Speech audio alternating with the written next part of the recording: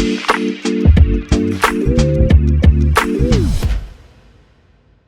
right, we're back here on the Chase Thomas podcast, taping this on a Wednesday afternoon. Volquest Brent Hubbs is back. Brent, good afternoon, sir. How are you? I'm doing great. Hope you're doing well. Good to see you again, my man. Thanks for having me. Yeah, thank you for being here. What's the latest on the Gibbs football field front? Is it done? Where are we No, at right now, Brent? no, it's not. It's not close. I don't. Um, it's really a sad situation, particularly for the soccer team. Mm-hmm. Soccer's supposed to start in a little over a month. We'll see. They're getting close to being able to do one side of the stands, but they don't have the material yet. And I hate it for the soccer kids because if you're a senior soccer player this year, you lost your freshman year. You're probably a JV guy. Your sophomore year, you lost to COVID. Actually, you lost your freshman year to COVID. And then you haven't been in your stadium. Yet you haven't played in your home stadium. And so as bad as it is for football, it's actually worse for the boys soccer team who have just not had the opportunity to play there. So anyway, we'll see. The contractor is getting fined a set amount of money every day to not be done, but There you he's go. got weather delays in there and everything else. So we'll see what it looks like maybe by August. With East Tennessee, it's snowing one week, it's hot the next. Like I have no idea what to expect, but That's exactly right. It's a mud mess right now. That's for sure. it is a mud mess. The best Vol transfer thus far will be who for you, Brent? Oh wow, that's a good question. I'm gonna go with Thornton from Oregon, and I'm going to say that simply because I think he'll be the most productive. Okay. When you look at the receiver position and what Josh Heupel does with his offense and how important a slot receiver is, and I know we got Squirrel White there, but you got Thornton who can play inside and outside. So I would go with him. I'm very intrigued to see Andre Kuric, the offensive lineman from Texas, because with Jerome Carvin's departure, I think that guard spot's pretty open there. I think it's going to be Kuric and Ollie Lane battling it out for that spot. And Ollie's been solid when called upon. I don't think anybody deems him a great player, but they've certainly been serviceable with him in as a guard. So, that one's a bit intriguing. And then I think the other question is Tennessee done? Will they get another transfer in the next few weeks? Will they get some more and somebody else in the spring? So we'll see. I like what they've done in the portal overall in terms of the transfer they've got. They all make a lot of sense, and maybe the kid from Miami at tackle might be the most important guy when it's all said and done because of the loss of Darnell Wright. Am I crazy for thinking Keenan Peely might be the most underrated of the class? No, but here's why. One, I think people kind of gloss over him because he was not as productive last year for BYU as he was the year before, or 2 years ago, and obviously he was coming off an ACL when he played last year. Generally, year 2 after that ACL surgery, you're a much better player. So does he get all of his lateral quickness back this year or close to it? Because I don't think he had it all back this past year.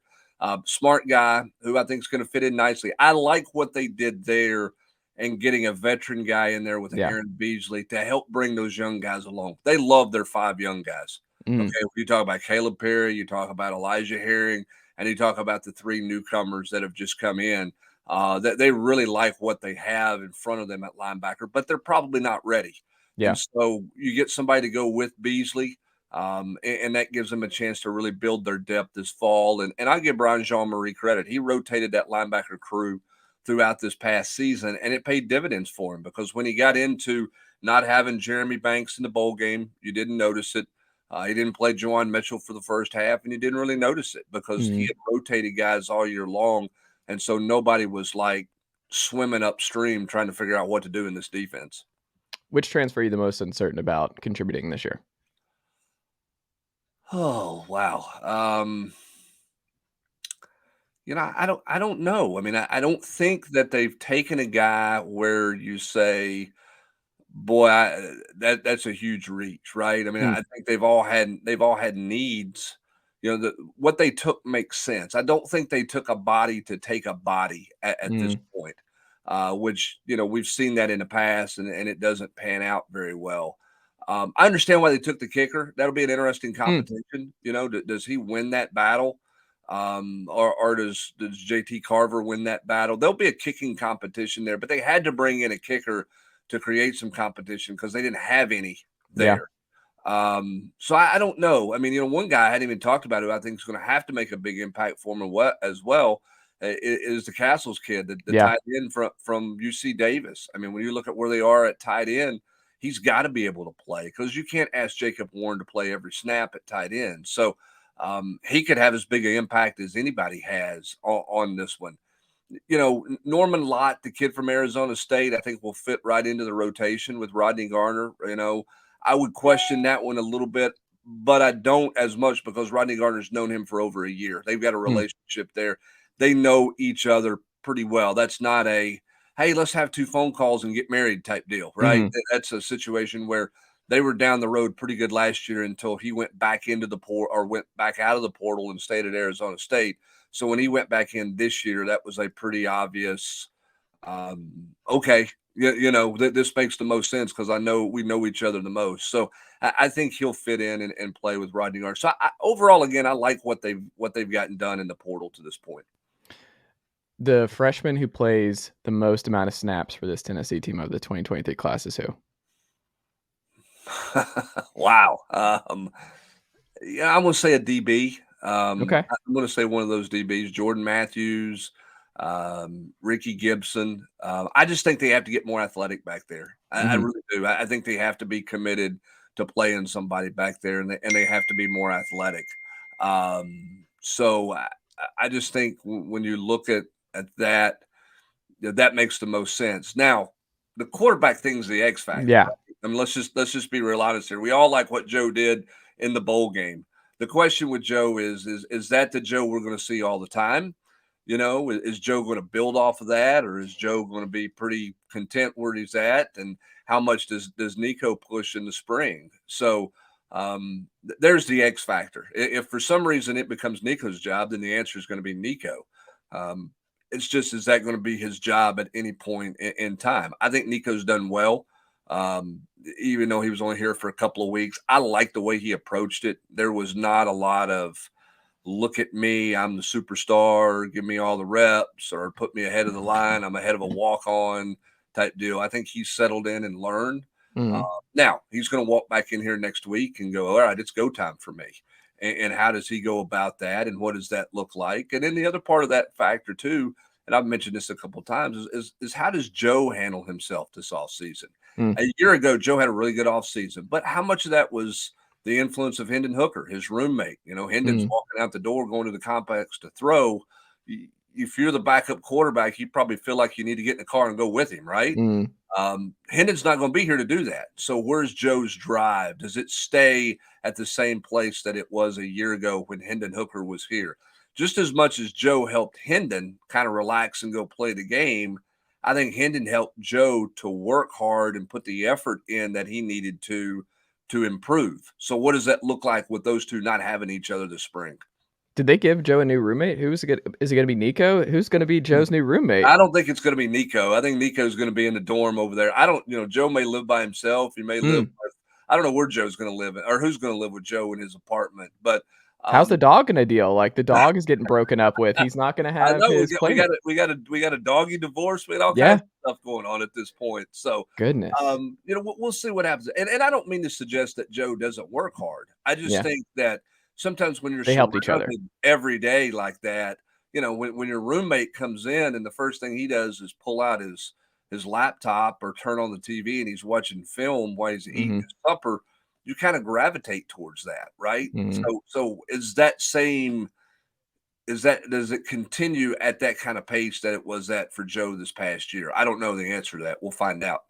Also, as someone who's in the building for Joe's first iteration as starting quarterback for the Tennessee Volunteers, as you know this very well, covering the team and being here for as long as you have, Brent, the Tennessee fans, if Joe is struggling against Virginia, if Joe is not hitting some deep shots through 2 to 3 weeks, and Nico is on the sideline, not Harrison Bailey, as someone who was in the building when fans are screaming all around me in the pick game for Harrison Bailey, like screaming, with Nico, who is now the number 1 overall recruit per On 3. I don't envy the situation Joe's walking into, because Tennessee fans are saying all the right things right now. Everyone wants Joe to succeed and love the relationship between him and Hendon, and he stayed. But I am telling you, once it starts and these games kick back off, Tennessee fans are going to forget the Hendon Hooker relationship if we're in a dogfight with UVA in the third quarter. Like, we But just will. yeah, well, and I mean, here's the thing. I mean, everybody around the country loves the backup quarterback. Yeah. Okay, unless your quarterback is look at Georgia, right? Yeah. I mean, here's Stetson Bennett, who's like this national great story. Mm. And I promise you, you could go to a bar in Athens, Georgia on a Saturday and go, well, I mean, he's doing okay. But I'm telling you, if they'll play the Becker and Vandergrift kid, we'd be Yeah. so much better. Mhm. Right. I mean, I mean, with the exception of a few teams out there, I mean, nobody in Buffalo is claiming for the backup quarterback Mhm. to be the starter for the Bills. Right. I mean, Mhm. nobody wants Josh Allen on the bench. Nobody's wanting Patrick Mahomes to go to the bench, but Mhm. everybody, a lot of other people around there are loving the backup quarterback. And it's, Mhm. the high school level, the college level, the NFL level in a lot of ways. If you struggle at that quarterback position, the backup quarterback is always the better play. Now, does he turn out to be? No. But in the case of Hendon Hooker, it was. I Yeah. mean, he turned out to be the better option for Tennessee when Joe got hurt. And so that's just another feather in the cap for fans who are always claiming for the backup quarterback. See what happened last time we did this? Look, it worked out great, right? So you're Yeah. right. I mean, Joe's in a tough spot because there's going to be pressure on Joe. And they And just one thing, gravitate to Nico, right? Like, I was in the Old City when he was yeah, here for when they were prepping for Miami. I was walking by, and it's just people he's a celebrity. I've never seen this in a country. Like, he is a celebrity. Nico is gonna have trouble walking around anywhere. Like, people recognize him immediately. He was with oh his yeah, dad, and it's just they wanna talk to him, and he's a super nice kid and everything, but, like, it's a whole different Harrison Bailey did not have that when he no, was no, on no, campus. no, not at all. I mean, Nico has got his own brand, his own Mhm. persona. And it is different, Yeah. and it's different for Joe because as flashy as Joe can be, Mhm. it's different. I mean, you know what I'm saying? Yeah. Because the pressure's on Joe. There's no pressure on Nico at this point. Mhm. Now, when he gets on the field, it's like, can you live up to your billing and everything? But right now, it's hopes, dreams, and aspirations, right? I Mhm. mean, it is not that there's no judgment to this point other than Yeah. he's great. That the judgment is that he's great. And then the flip side of it for Joe is Joe, can you do it again? Mhm. Joe, can you hold him off? Joe, can you execute in this offense? Can you hit the deep ball consistently, which you haven't been able to do? How are you going to play when everything is on your shoulders? It was Mhm. easy to play last year when you were playing in mop up duty. Yeah, you played well in the Clemson game. Congratulations. But, right, you got to go out and prove it. Yeah. And so that's kind of where Joe's at right now is Joe's in that he's got to go prove it to everybody phase because you're right. Hey, first two, you throw some incompletions the first two series in Nashville against Virginia, they're going Yeah. to be clamoring for Nico. I mean, How do you absolutely respond to it? clamoring for him. Yeah, absolutely. How do you respond to him? How does this coaching staff manage it? How do they handle that? I think that's going to be an interesting question to look at too. Is like, people are going to be asking in preseason camp, hey, do you have a plan to get Nico in the game in week one? Right? Is he going to play? You have a series for him? You have a special Mhm. package for him? Those are going to be the types of questions that are going to be out there a little bit. Yeah. And how they manage Nico and where he's at will all depend on how well he competes and where he's put himself in, and then where Joe's at. I'll say this: Josh Heupel, we've learned how competitive he is through 2 years. He can play whoever gives him a chance to win. It Yeah. doesn't matter. He's going to play the guy that gives him the best chance to win. And right now, you feel like that's going to be Joe, but where that's at 8 months from now, we're gonna find out. It'll be an interesting opening month of the season for sure. The biggest thing you were right about before the year on the 2022 Vols, and the biggest thing that you were wrong about before the 2022 season on the Vols? Well, I'm gonna give you the one I was right about, and Okay. I'm not gonna beat my chest like I'm a hero or anything. Mhm. I thought Jalin Hyatt would have a breakout season. Okay. I did not think Jalin Hyatt would become a folk hero in the Alabama game. So I want to be Yeah. quiet. I didn't say anything like that, Mhm. but I thought Jalin Hyatt was completely different going into the year compared to where he was last year, Hmm. and that was um, just from his demeanor and how he carried himself. You Mhm. literally stood in the complex 2 years ago while Valus Jones is making plays and Jalen's not playing. And Jalin Hyatt comes through every day with his headphones on like this, and he's Mm, looking down. He doesn't speak. And immediately you're thinking transfer portal guy, right? mm, Like, get out of here. He's not staying.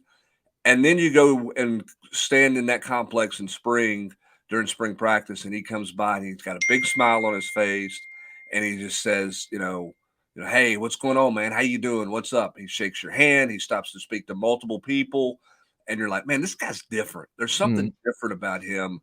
And I thought as a result of where his demeanor was, he had a chance to have a somewhat breakout season. It mm. was enhanced by the injury to Cedric Tillman. It forced the ball more to him, and he capitalized on that. So that one I would quote, I guess, be right about, if you will. Where I wasn't right, I thought they'd be better in the secondary. I Mm. thought they would take a step in the secondary. I don't think they played very well in the secondary. I knew they would miss Alante Taylor, and I knew they would miss Theo Jackson, but I thought they would be year 2 in that system. I thought the safeties would play better, and I thought that they would be able to get some more production out of what they got in the back end. Now, they had some injuries and all those things, but they just didn't play very well at the safety position. So I was wrong about the secondary. I didn't think they'd be great, but I Mm. didn't think they would play as poorly as they played at times. If you had to tell fans what the biggest change offensively from Hendon Hooker to Joe Milton next fall will be like for them watching the game, what do you think will be the most jarring for them? The inability to create a first down and a third down scramble. Which is weird, right? Like, you would just not think that's a thing for him, but it Yeah, just is. Joe's kind of a long strider. He doesn't have a Mm, ton of wiggle.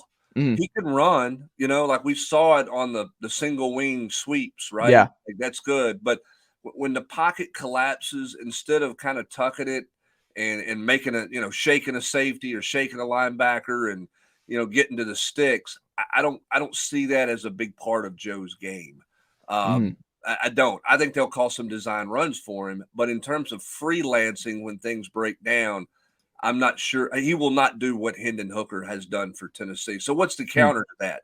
Do they keep a back end to block and then he leaks out and you got a little safety valve there? They mhm, didn't have to have a back as a safety valve the last year and a half with Hendon Hooker, because if it's 3rd and 6 and it breaks down and everybody's playing man coverage, they turn their back and take off running. mm, Hendon's going to take off running, and he might outrun the spy, right? yeah, So I don't know that Joe can do that. So I think that's the one area where you're going to see a difference. I think from a throwing standpoint, Joe can make every throw. mm. There's no doubt about that. I think they'll run the ball, pretty effectively again next year. I think it's the third down breakdown plays that's going to feel different for fans. Well, that's not great. Brent, don't feel great about that. I don't know. That's not his, no, I don't know. I don't feel great. And that's I gonna mean, make some it's just Vols fans happy. he's a different type player. I mean, Yeah. he's just a different kind of People are guy. gonna be screaming when it's wide open, the field's just wide open for him to run it and, like, Now, just I scramble. I think Yeah. in those scenarios, you're gonna see him run. I mean, Okay, if good. people turn their back Yeah. and it opens wide up, he's not gonna be afraid to run. What I'm Mhm. saying is when the pocket collapses, I mean, how many Houdinis did we see Hooker, Yeah. kind of drop his head and guy kind of rolls over his back, and the next Mhm. thing you know, he's out the door, down the sideline. You're like, where did that come from? I Mhm. don't think I don't think Joe's got that to that degree, that element in his game. He will Mm. run. I mean, we've seen that, and I think Yeah. he will run more effectively than he did when he was a starter before he got hurt, and even that first year. I think he's a more effective runner. He just doesn't have Hendon's wiggle. He doesn't have the open field ability to make people miss as much as Hendon did, in my opinion. Last question. The back who leads the Vols in carries next year will be who? Back who leads the balls in there? Jaylen Wright. I Ooh. think it's going to be Jaylen Wright. I Would you be do. surprised if it's Samson?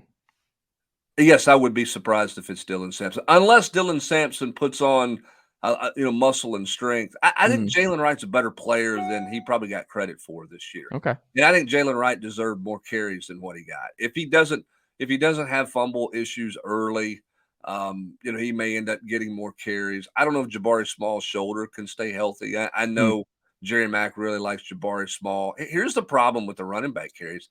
It's how does the offense click when the rotation falls your way, Hmm. right? I mean, if you're the guy on the field when they get that first down and it gets going, guess what? You're gonna get 8 or 10 plays in a Yeah. row, which means you might get 4 carries on that drive. Whereas if you don't make the first down, it's 3 and out, and you're out the next rotation, Mm. then all of a sudden you may not even have gotten a carry, much less 3 or 4 on that drive. So I think right now, from a complete standpoint, strength, running ability, I think Jaylen Wright is the best back on this team. Now we'll see where Dylan Sampson is with an off season of work, because I love Dylan Sampson. Yeah. I love his upside. I do think he's got to get a little stronger. Mm. But I don't know if Dylan Sampson's if he's a heavyweight. I don't know if he's going to carry it, 15, 18, 20 times a game. He may But you be don't really have to in this offense. he may be an 8 to 10 carry guy, and he may lead Mm. the team in rushing with the fewest carries. Right. The way Jaylen Wright kind of did this year. Remember this about Jaylen Wright last year: no preseason practice. Mm. Didn't go through preseason camp. He had that hamstring injury And he that will be bothered in the him. spring, right? It's Jabari Small who will not be available this Right. spring. Yeah. Small's out this spring. Jalen's going to go this Okay. spring. But I think it took Jaylen Wright a month to kind of get rounded into shape. Mm. He didn't have any carries. That's why you saw a couple of those early fumbles. But I think when you go back and look at the Alabama game in the second Mm. half, a couple of really tough runs that he had. He had some runs down the stretch. He got into a pretty good little rhythm and a pretty good lather of work there down the stretch of the season. So I think he took significant strides from year 1 to year 2, and I think there's a chance he can take another significant step year 2 to year 3. I love it. Brent, thank you so much for the time. This is always a pleasure and Sure. a treat to be able to talk Tennessee football with you. I greatly appreciate it. What can the good folks check out from you over at volquest.com this week? Well, obviously the portal is closing, so we'll Yeah. make sure nobody else is jumping in the portal. See if Tennessee gets another edition before school starts on Monday. Coverage of basketball. We got a little baseball coverage for you. More coverage from Nico at the Polynesian Bowl as well. And you never know what might be coming down the pike on the football front over the course of the next couple of days. It is, after all, Tennessee football. So there seemingly is always news. The good Mhm. news for Tennessee fans is it's been very positive news for a long time now, and you would certainly expect that to continue. So we'll keep deep diving into Tennessee football. Junior Day coming up on the 28th again, so a lot Mm. more recruiting coverage coming up in the next couple of weeks. And again, the second-ranked baseball team in the country is getting ready to take the field in, a month? Yeah. Something like that. So Can't wait. it's a pretty fun time right now to be a Tennessee fan. There's a lot of good things going on. Rick Barnes, even though they blew a game to Kentucky, still in decent shape there. Baseball team's got a lot of hype. Football team's got a ton of momentum. Lady Vols are winning games. It's a pretty good time to be a Vol fan right now. That's why everybody's applying to go to school over there all of a sudden. Well, that's the goal, right? Like, I just get everybody there, right? yeah. Hey, I'm done. I'm out. I graduated. I got my master's. I'm You out. had enough. Man, I'm telling you, I'm enough. But you know what? For baseball season, it's gonna bother me because I got in free all the time. I just flashed my ID and I would get in for all this. And now with You Tennessee can't being get that great, thing validated one more semester? A man of your pool? I Come on, might. man. Don't you I, walk in and say, "Hey, I'm Chase Thomas." It doesn't work. we'll see. You never know, right? I could try it. What are you You gonna do? got Look that hard? Like I'm you got still a graduate student. I still look you look got the part. I'm right. 31. I don't look anywhere near it. You gotta work that system better than that. Yeah. Come on. Well, you know what? I did work it once. I proposed to my now wife the day I went to Georgia. Was it, or I think it was Tennessee Auburn was the weekend that they were playing, and I went over and I was like, "Hey, I understand it's sold out and everything, but like I just proposed to my wife or like a couple hours ago. I wouldn't make this up. Here's the ring and all that. Can you just let us in the side gate and we'll just go?" They're like, they went back and forth and they're thinking about it. I'm like, whatever you want to do. I just spent a lot of money today and I did all the, like, let's just let me in. I'm a student. I'm a graduate student. Like, just, this is how we want to wrap up our day. Just let us in. And they let Here's me in. my It was question. cool. Here's my question. Was she impressed, or was she like, "Really, dude, you proposed and this is the best you have Well, hold after on. the proposal is to take me to a sold out baseball game with no ticket, or you're trying to basically bum your way into the stadium? This is how we're going to get this thing started?"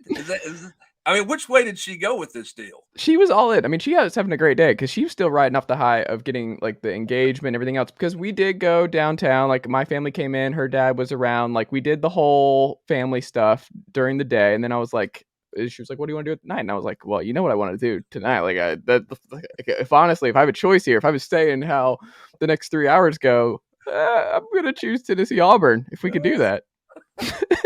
I would prefer to go see a bat flip and a fur coat and a daddy hat. Yeah, that's me. So she's a good sport, but she also loves baseball because she can lay out and she can get a tan going. Like, baseball is the easiest for me to get her to go to games with me Well, for then Tennessee. I can tell you, if she was on board with it, Mhm. then you've found the right one. Congratulations. Yeah. I'll give you a quick story on when I knew I was going to marry my wife, who Yeah. we've been married 25 years now, I Mhm. guess. So we're going on a date. Mhm. I'm working at the radio station with Mike Keith. We're going on a date and we're going out. We're dressed up. We're going on it's date night, right? Like, Mhm. we're gonna go have a nice dinner somewhere. She's in school at UT. I've just finished. She's like a semester and a half behind me, a year behind me, something like that. So we're going on a date, and I am driving down the road. This is like 97ish. I got the Zach Morse cell phone with the long antenna, right? Mhm. And I get a phone call from the boss that said, "Hey, I want to say it was either Mickey Allen or Buck Fitzgerald, one of the two was Mhm. committed, and Mike was tied up with something with his wife and daughter, and said, "Hey, I need you to handle that recruitment." And so Mhm. we completely blew off dinner.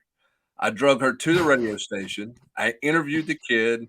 I wrote the story. I prepared everything. We broke it on the news, and then I had it for the next morning for the radio station. And we ended up at Crystal for supper. Mhm. And yet she still married me. So There you I knew at go. that point when she was willing to go back out on another date Yeah. to see about maybe me taking her to dinner yet another time, she said, "Yeah, I'll go." So I better go to work and get this deal done here, because most people are like, "Don't ever call me again. You're picking this guy and a recruiting story over that." Mhm. So if she's cool with going to a baseball game Yeah. after you've brought the family in town to give the ring, Yeah. you made the wise choice, my friend. I think so. We're still good. We're and let me tell you, the feeling of not having to plan for a wedding anymore is unlike anything else I've ever You experienced. were Like, I'll involved in that? Brent, that's how it like there's so many questions that I never thought I would have to answer where I was I was under attack all the time. The lost look, you're like, I Brent, I was under attack where she would like there was questions that I'm sure you're well aware of. You don't have an opinion on. Like, I did not have an opinion, and she would get mad that I didn't have an opinion. I'm like, I don't know what to tell you. I don't have an opinion on what kind of because you know flowers. if you answer it wrong, if your Yes, opinion's wrong, it only makes matters worse. correct. So there's the "I don't care" is a bad answer, because Yes, that you that means just that's a you really problem. don't care about our biggest day. Yes. But if you care and you give the wrong answer, it's just as bad, if not a worse Yes. answer. So reading Like, those tea leaves are hard, man. I 'Cause I you tell know people she's where got I'm like a diary somewhere where she's planned it since she was, you know, 18, 22, yeah. whatever. Here's what my wedding's gonna look like. You have no idea what that is. Mhm. And so you're like, "Oh," she's like, "Do you like this shade of whatever Mhm. color it is?" Yeah. Yeah. You're "I'm just not like, sure. like, Am I I don't know. supposed to like this shade?" And it was one of those things where I'm like, "I promise I won't notice." Like, I'm not gonna pick up on any of this. Like, I just Do you like this font in the invitation? yeah, I'm Like, like, invitations? "What? Really? Don't Can we we not just send just out a text group them?" text? Yeah. Or just group text, "Hey, we're getting married at 5. If you wanna come by, that'd be great. Gifts are appreciated." Oh my goodness, and those are just that's an easy way to a fight if you go down that rabbit hole. Just you just You learn got no there's so many chance. landmines in planning a wedding that you're not prepared for, no matter how much a fellow married men will tell you. You until you're actually in the foxhole, you have no idea what you're up against. So, to all the It's future, a lonely place. It's it a is a lonely, lonely lonely place. place. Brent Hubbs, this was awesome. I appreciate you making the time, and you have yourself a great rest of your week. Stay safe out there, and I'll talk to you soon. Alright, thanks, man. Holler at me anytime, bud. Good to Will see you. do.